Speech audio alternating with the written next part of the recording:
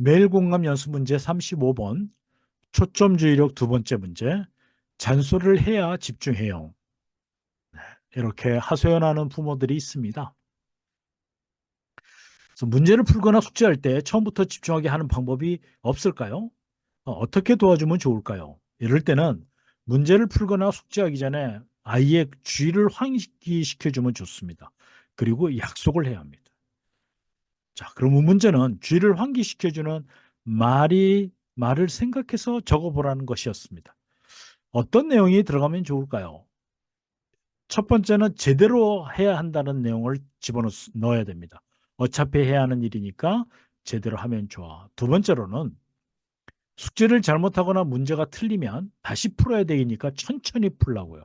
이 초점 주의력이 약한 아이들은 대충대충 풀기 때문에 틀릴 경우가 많습니다. 세 번째로는 모르는 문제가 나왔을 때는 모아두었다가 엄마한테 물어보라고 합니다. 그러고 난 다음에 맡겨진 숙제나 문제풀이를 다 하면 반드시 칭찬해 주고요. 그리고 쉴 수 있는 시간을 줍니다. 새로운 숙제나 문제를 풀 때는 또다시 지금 한 말을 환기시켜야 됩니다. 그래서 이 환기시키는 말이 아이의 뇌에 각인이 되어 있을 때까지 훈련해야 됩니다. 그래서 또 문제가 틀리거나 잘못해서 다시 해야 할 때가 있겠죠. 이럴 때는 좋은 방법이 시간을 잽니다. 그리고는 이런 이야기를 해줘요.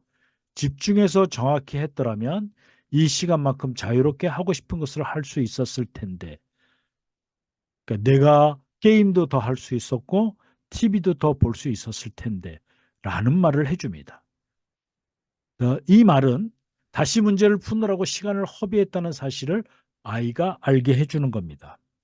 비슷한 예화로 인도네시아 교환 교수로 갔던 분이 인도네시아 학생들이 시간을 잘 안 지키더랍니다. 그래서 하루는 아무 소리도 안 하고 학생들이 오는 순서대로 그 이름과 늦은 그 늦은 그 분 시간을 갖다가 적었답니다. 예를 들면 이정현 3분, 뭐 강말순 5분 이런 식으로요. 그랬더니만 그 이후에는 지각하는 학생들이 많이 줄었다고 합니다. 이렇게 직접 그 시간을 재고 그 아이가 이 시간만큼 내가 손해다라고 하는 것을 허비했다라고 하는 것을 인식시켜 주는 것. 이것이 부모들이 가져야 될 그 지혜입니다. 답을 갖다가 한번 답 예시를 알려드리겠습니다.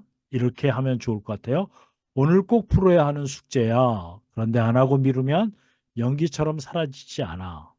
너도 잘 알 거야. 안 할 수 없는 거란다. 이왕 할 거면 아는 것만큼은 제대로 하는 게 좋지 않겠니? 이렇게 하면서 제대로 하라고 이야기해 주고요. 몰라서 못 푸는 문제는 엄마랑 다시 공부하면 돼. 그래서 몰라서 못 푸는 문제에 대한 해답을 알려주고요. 그 다음에 하지만 빨리 끝내려는 마음에 아는 문제를 실수해서 틀리면 다시 풀게 할 거니까 차분히 풀어.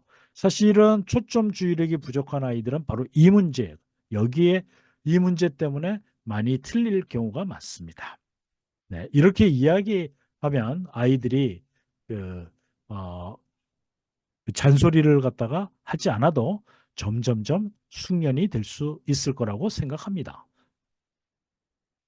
소통과 공감으로 만드는 성공적인 행복한 인생 소홍송입니다.